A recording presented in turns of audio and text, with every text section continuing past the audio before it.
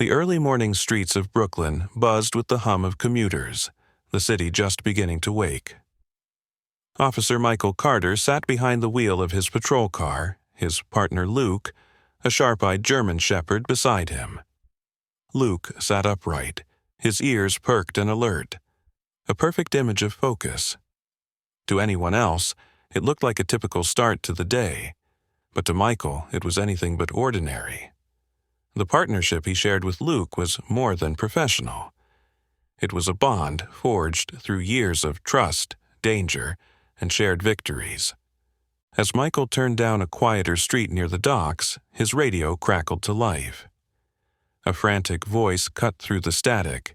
Canine unit assistance requested. Emergency near the Brooklyn Bridge.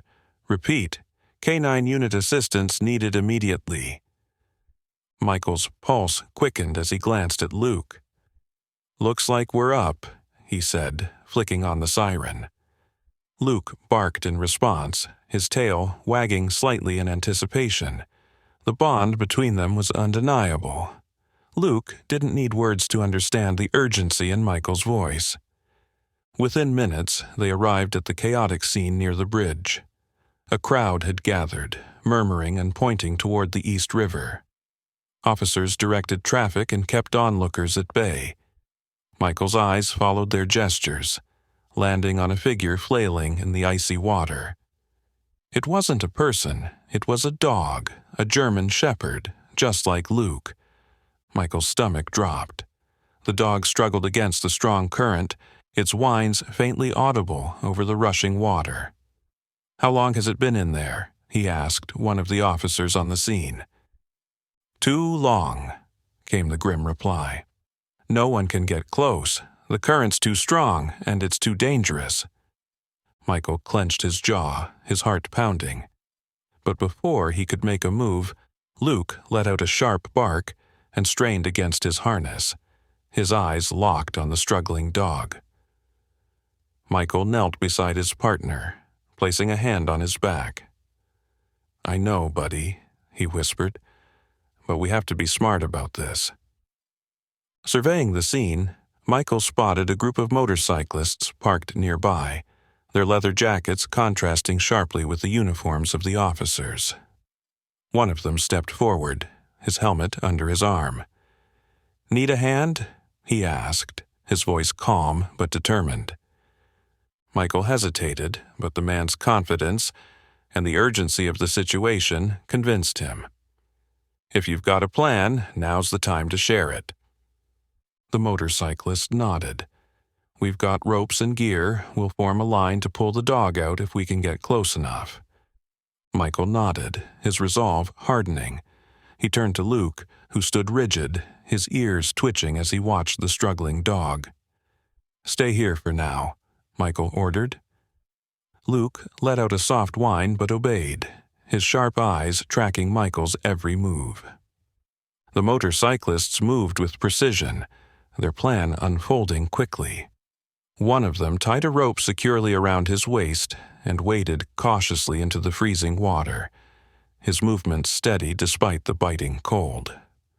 The current fought against him, but he pressed on, inching closer to the struggling shepherd. From the shoreline, Michael and Luke watched intently. Every second felt like an eternity as the motorcyclist reached the dog, looping the rope around its body. With a signal to the team, they began pulling him and the dog back toward safety. The crowd erupted into cheers as the drenched shepherd was pulled onto the shore. But the dog lay motionless, its chest barely rising. Michael rushed forward with Luke at his side. Dropping to his knees, he checked the dog's pulse and breathing. "It's weak, but it's there," he said, relief washing over him. Luke stepped closer, nuzzling the unconscious dog gently. Michael's throat tightened at the sight. He placed a hand on Luke's head. "You saved a life today, buddy," he said softly. The rescued German shepherd lay motionless on the pavement, its fur soaked and clinging to its frail body. The bitter chill of the Brooklyn morning seemed to press down harder now, as if the world itself understood the fragility of the moment. Michael worked quickly, wrapping the shivering dog in a blanket one of the motorcyclists had offered. The animal's faint breathing was uneven, but it was enough to give him hope. Luke stood close, his sharp eyes fixed on the rescued shepherd. He nudged the dog gently with his nose, letting out a soft whine that mirrored Michael's concern. "Easy, boy," Michael murmured, placing a reassuring hand on Luke's head. "We'll get him help." Michael turned to the motorcyclists. "Thanks for what you did back there. Without you, this wouldn't have been possible." The leader of the group nodded. "Just glad we could help. You're taking him to a vet, right?" Michael nodded, his jaw tight. He doesn't have much time. With Luke trotting beside him, Michael carried the German shepherd carefully to his patrol car. He laid the dog gently on the back seat, tucking the blanket securely around its trembling frame. Luke jumped in and positioned himself protectively next to the injured dog, his body language clear. He wasn't going to let anything happen to this new companion. Michael slid into the driver's seat and hit the siren. "Hang in there," he muttered, glancing back at the two dogs. Luke's eyes met his briefly, filled with a determination that mirrored his own. The drive to the veterinary hospital was tense. Traffic was thick, even for Brooklyn, and every minute felt like an hour. Michael's mind raced with questions. How had the dog ended up in the river? Was it abandoned, or had it fallen in by accident? And who would have left such a strong, noble animal to fend for itself? When they finally arrived, Michael rushed into the clinic with the shepherd cradled in his arms. The staff moved quickly, taking the dog from him and disappearing into the examination room. Luke stood by the door, his tail low but wagging slightly, as if willing the other dog to pull through.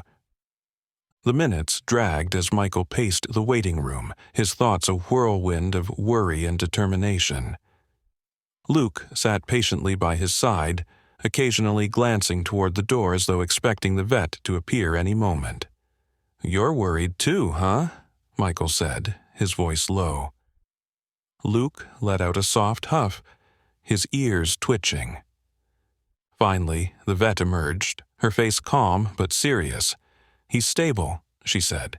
"Severely hypothermic and dehydrated, but he's a fighter. We'll keep him here for a day or two to monitor his recovery."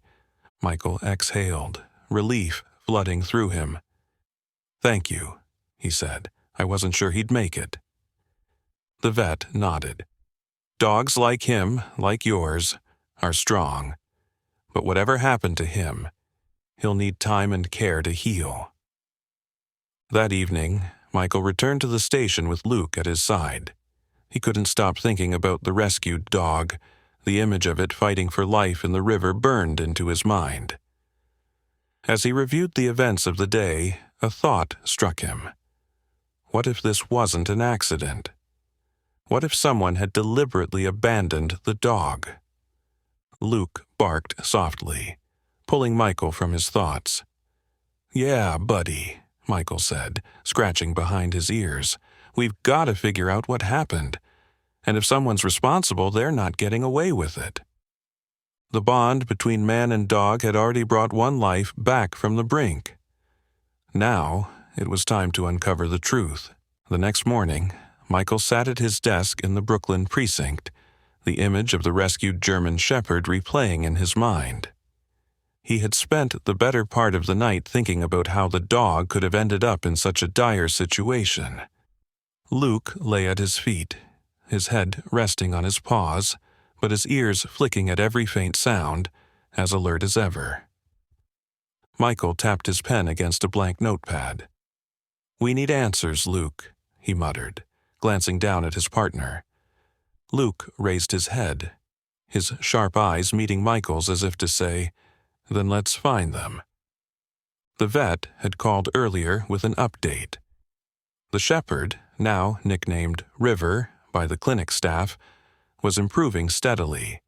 It was good news, but it didn't ease Michael's growing suspicion that the dog's plight hadn't been an accident. He pulled up reports on missing dogs in the area, cross-referencing them with any recent complaints or unusual activity. Got something? Detective Sarah Hayes, one of Michael's closest colleagues, appeared at his desk, a cup of coffee in hand. She had been following the story since the beginning, and knew Michael's instincts were rarely wrong. Maybe, Michael replied, gesturing to his screen. No reports of a missing shepherd matching River's description. But there's something odd here.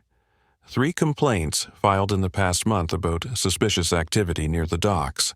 Strangers seen loading and unloading crates late at night. Sarah frowned, leaning over to look at the screen. Smuggling? Maybe something tied to animal trafficking? Michael nodded grimly. That's my guess.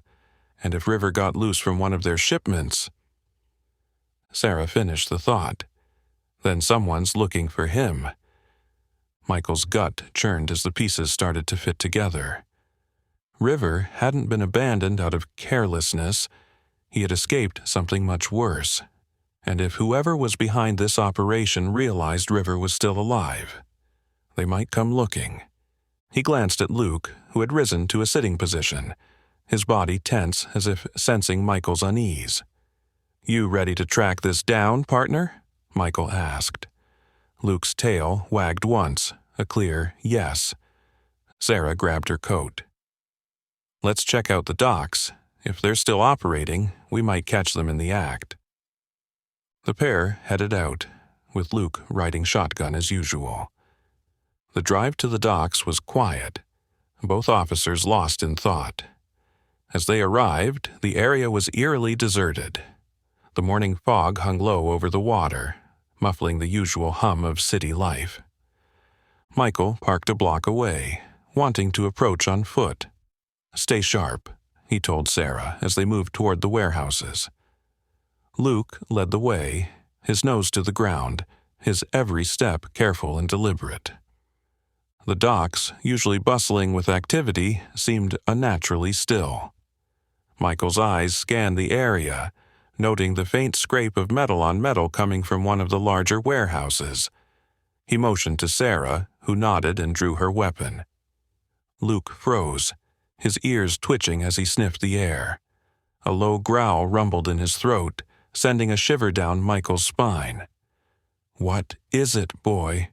Michael whispered. Luke's nose pointed toward a side entrance to the warehouse. Michael followed his lead, his hand tightening around his flashlight. Inside, the faint glow of overhead lights illuminated rows of crates stacked haphazardly. The air was thick with the scent of damp wood and something faintly metallic. Michael crouched low, gesturing for Sarah to cover him as they moved deeper into the space. Luke stayed close, his growl fading into silence, but his body tense with anticipation. Suddenly, a muffled sound broke through the stillness. A whimper, faint but unmistakable. Michael's heart raced as he followed Luke, who pulled him toward a cluster of crates in the far corner. There, wedged between 2 large wooden boxes, was a small metal cage. Inside was another dog, a young Labrador mix, its eyes wide with fear. "Bingo," Sarah muttered, her voice tight with anger. "They're trafficking dogs." Michael knelt by the cage, his hands working quickly to free the trembling dog. As he did, the sound of footsteps echoed from the far end of the warehouse. Luke immediately turned toward the noise, his growl returning with a fierce intensity. "Looks like we've got company," Michael said, rising to his feet. He glanced at Sarah. "You take the dog and call for backup. Luke and I will hold them off." Sarah hesitated but nodded, scooping up the frightened Labrador and retreating toward the exit. Michael stood beside Luke, his breath steadying as the footsteps grew louder. "All right, partner," he murmured. "Let's show them who they're messing with." The dim warehouse lights flickered as Michael and Luke stood poised, waiting for the intruders to emerge. The sound of footsteps grew louder, accompanied by the low murmur of the voices. Michael's grip tightened around his flashlight, and he signaled for Luke to stay low. The German shepherd crouched, his body tense and ready. Two men appeared at the far end of the warehouse, both dressed in dark clothing and carrying crowbars. They moved with purpose, their eyes scanning the rows of crates. "Check that corner," one of them said, pointing toward where Michael and Luke were hiding. Michael pressed his back against a stack of crates, his heart pounding. He whispered to Luke, "Easy, boy, wait for my signal." Luke's ears flicked back in acknowledgement, his sharp eyes fixed on the approaching men. The intruders neared the cage where the Labrador had been moments ago. One of them cursed under his breath. "It's gone! Someone's been here!" The other man scowled. "We can't afford to lose any more of the shipment. Search the place. Someone's still here." Michael decided it was time to act. He stepped out from behind the crates, his flashlight beam cutting through the dimness. "Looking for something?" he called, his voice steady. The men froze, their eyes widening in surprise. "Who the hell are you?" one of them demanded. "Brooklyn PD," Michael said, his badge glinting in the light. "You're done here." Before the men could respond, Luke stepped into the light, his growl low and menacing. The sight of the imposing German shepherd seemed to unnerve them. "Call off the dog," one of the men shouted, taking a step back. Michael smirked. "I don't think he likes you very much. I'd suggest staying still." The man on the left, braver, or more foolish, than his companion, lunged toward Michael with the crowbar raised. "Luke, now!" Michael commanded. In a blur of motion, Luke charged, his powerful frame colliding with the man before he could reach Michael. The crowbar clattered to the ground as the intruder fell, Luke standing over him with a fierce bark. The other man dropped his weapon and raised his hands, his face pale. All right, he stammered. "We'll talk. Just call him off." Michael approached, keeping his flashlight trained on the standing man while Luke kept the other pinned. "Talk fast," Michael said. "Who's running this operation?" The man hesitated, his eyes darting nervously toward his fallen accomplice. "It's not us," he said quickly. "We just moved the shipments. The boss, he's the one calling the shots." "And his name?" Michael pressed. The man hesitated again, but Luke's bark seemed to loosen his tongue. "Victor Hayes. He's the one running things. He's got connections. Big ones." Michael's jaw tightened. Victor Hayes was a name he knew well, a known trafficker who had managed to evade the law for years. "Where is he now?" Michael demanded. "I don't know," the man protested. "He doesn't tell us where he operates from. We just get orders." Michael's radio crackled to life, Sarah's voice cutting through. "Backup's here. Officers are sweeping the perimeter."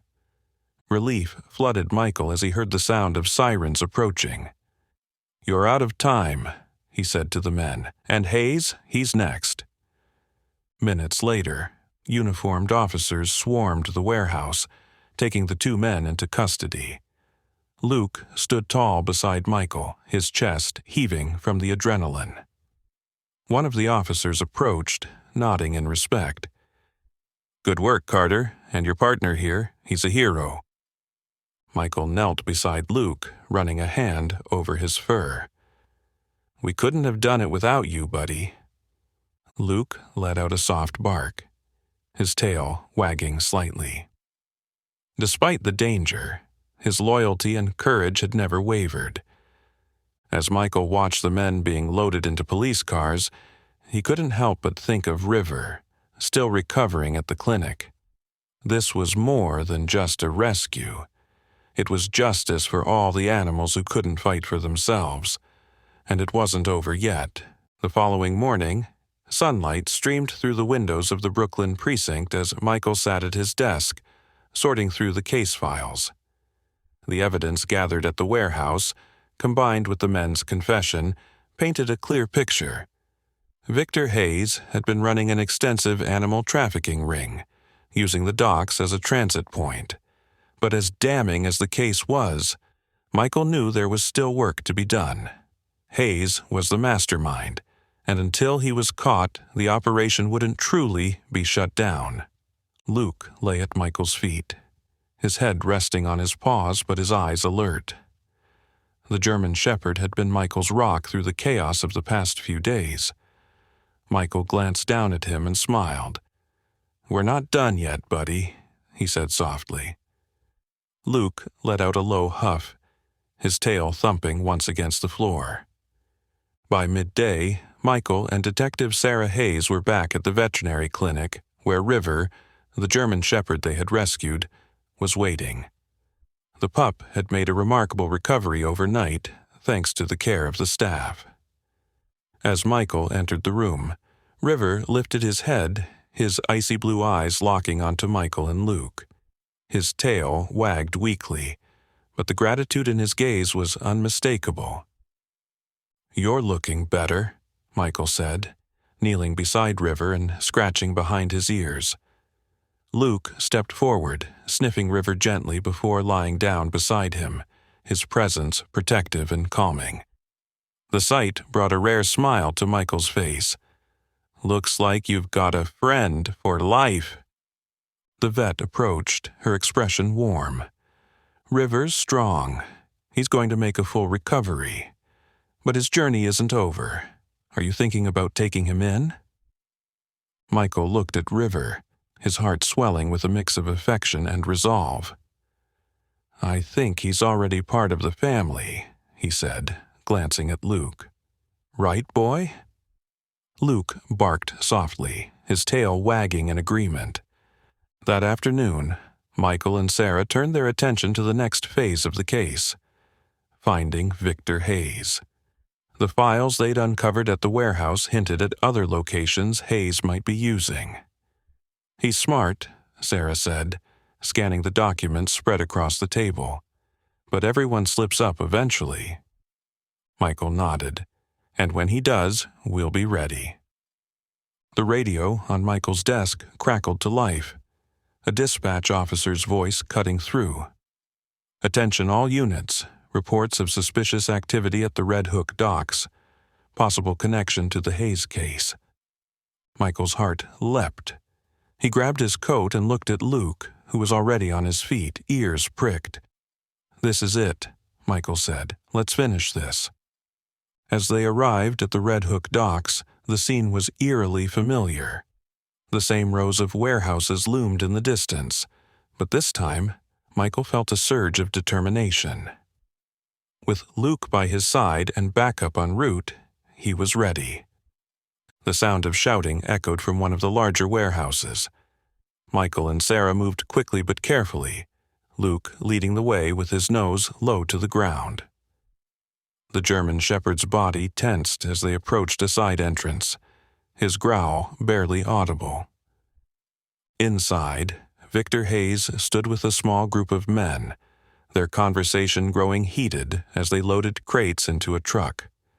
Michael signaled to Sarah, and they positioned themselves strategically. "NYPD," Michael shouted, stepping into the open. "Drop everything and put your hands up." Hayes turned, his expression a mix of shock and fury.